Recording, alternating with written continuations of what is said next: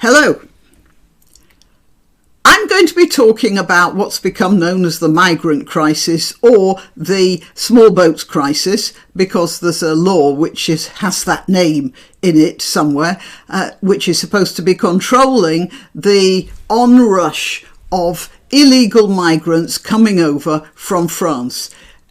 Before I start that, I'm going to show you a chart here, should be coming up here, and it's this that we have to pay attention to, and I'll certainly be using that in the rest of what I'm going to say. First of all, let's talk about Rishi Sunak, the chief cheerleader of Britain, who has reached a deal with France about the control of the migration. The thing about Sunak and his use of the word deal is that I'm starting to lose faith in the meaning of the word. There was the EU deal, first of all, which a lot of people have called into question.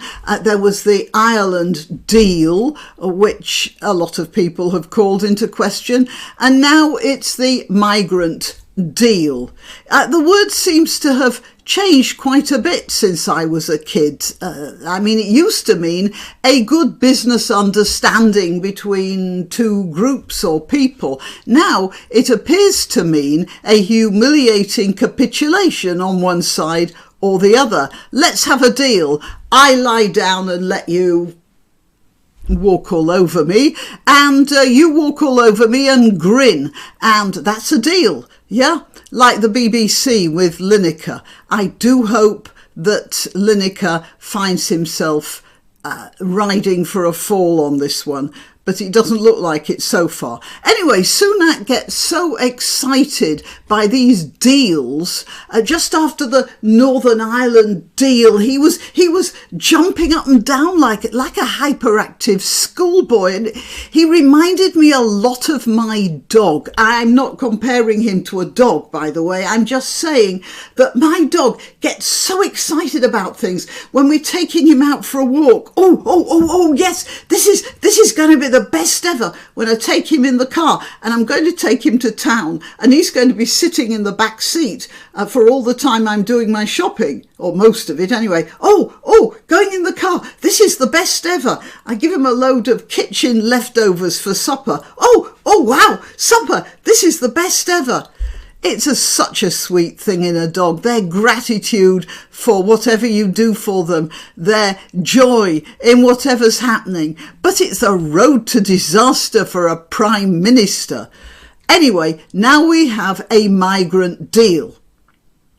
And okay, before I carry on with that, I'm going to tell you, I'm granniopteryx. I'm on YouTube, Rumble, BitChute and Minds, and all the links to those channels are in the description. I'm also on Twitter, Gab and Parler. Again, links in the description. I let you know when I've uploaded a new video on those channels. And Twitter, I think I'm often quite witty on Twitter, so maybe you can subscribe to one of those channels. Also, please like this video. That's very important. Please share it. Please subscribe to my channel. Check that your subscription is still active if you think you're subscribed on YouTube. I've spoken about that before. And also you can help me financially. There's the Buy Me a Coffee bouncing mug. And also there are a couple of other links, again, in the description.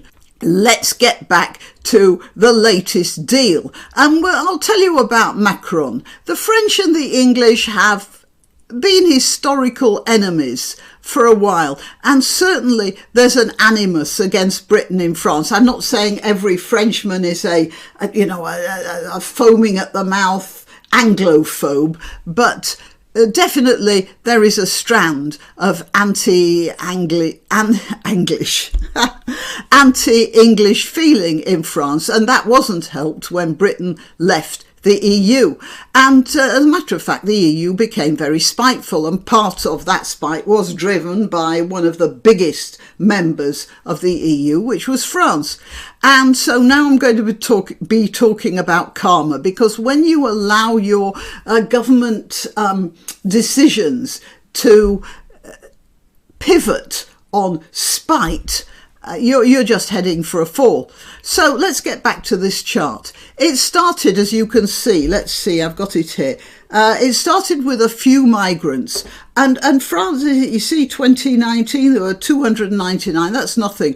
And a few people were kicking up a fuss about it because a few people could see that this was probably not going to end well, but nobody took any notice of them. It's like that story about the rain falling and there are just a couple of drops.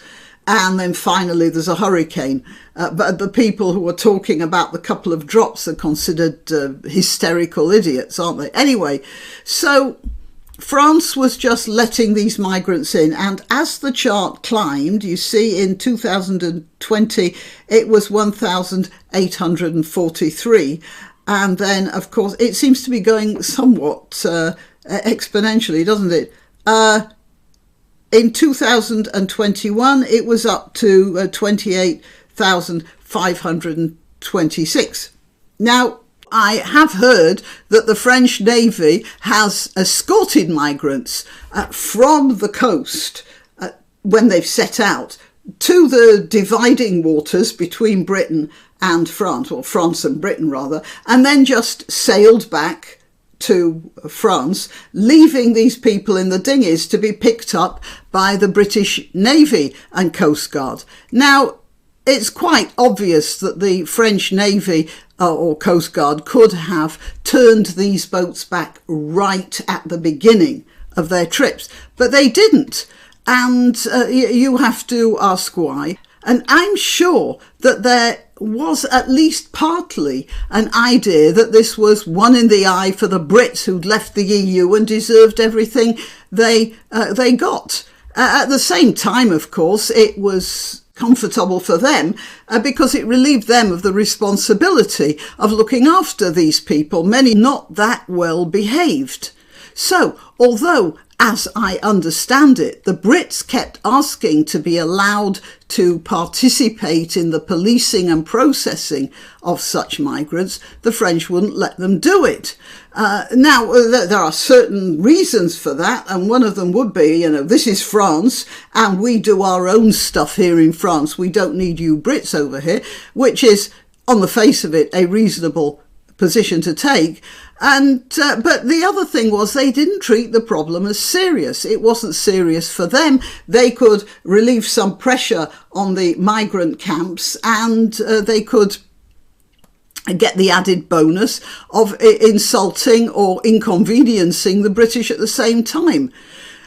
So obviously they considered that a problem they were passing down the line to perfidious Albion. Unfortunately, this has rather backfired on them, and quite spectacularly, because seeing as a certain sort of migrant was finding it relatively easy to take this route, of course the word went back to Albania or wherever, and so more of them did it. And that's simple human nature. So in 2019, there were 299. In 2020, nearly 2,000. In 2021, 28,500. And by 2022, there's 45,756 coming over in dinghies. And next year, it's predicted to be 80,000.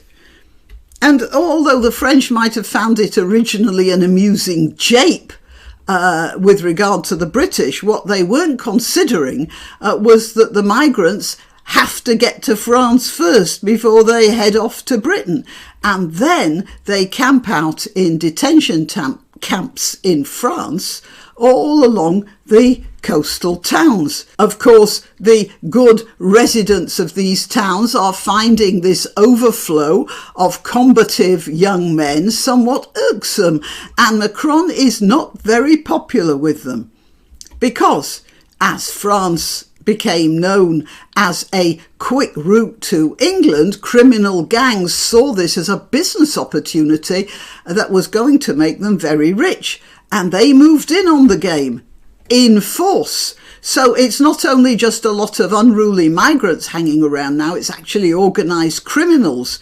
And the spite of the French has created a people smuggling industry. that they now have to clean up. They have finally accepted help from British officials in this deal that Sunak has come to with them. Various sorts of border forces, immigration, I think also it might be the armed services as well. I'm not sure about that. But anyway, people with a great deal of the force of the state behind them, they're going to be over there helping the French. And the French are going to graciously accept £500 million of our money for us to build a detention centre, as well as to help maintain and staff such facilities. And Sunak calls this a deal. Look, this is what the press isn't talking about. The fact that the French, they're the ones who caused the problem by allowing these migrants to just escape from their shores. And now we have a deal. You know, there's a picture of Sunak and Macron with their arms around each other. I don't trust a situation when leaders of governments are so pally with each other. It makes me a bit suspicious. The fact is, this is all the fault of the French. They could have dealt with this in the EU if they'd wanted to. They could have dealt with this simply by turning all the boats back, because this would have discouraged more people for coming. But no, because they wanted to get at Britain, this situation has just exploded into uncontrollable proportions. And we're giving a lot of money to them to help sort it out. Well, we have to. We are being blackmailed. There's not much we can do about that, but at least we should have some reality about the situation. People should be saying to the EU, look where your spite has got you. Don't do this again. But nobody's saying that. Well, why should we let a bit of truth interfere with the happily ever after? Okay, well, till next time. Why not treat yourself or a favoured relative or friend to these magnificent examples of merch?